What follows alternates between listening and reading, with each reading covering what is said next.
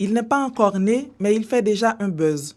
Ce design en rondeur et élégant est l'œuvre de l'architecte iranienne Fachid Moussavi. Cette pièce moderne sera visible à partir des tramways avec 11 étages, 36 logements et un commerce. Elle a plus travaillé sur le confort des gens avec des logements très éclairés, beaucoup de convivialité. Donc en fait, elle est partie dans sa présentation du confort des gens pour arriver sur son bâtiment, plutôt que de dire je fais mon image et ce qui reste au milieu, j'essaie d'en faire des logements pour que les gens puissent y vivre.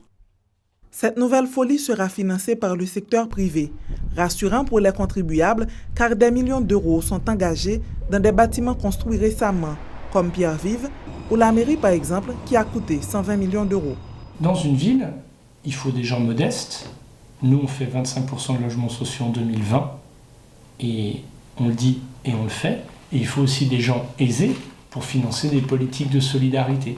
Et là, il se trouve que les gens aisés, ils vont aussi nous aider à financer un geste architectural qui va mettre du beau dans la ville.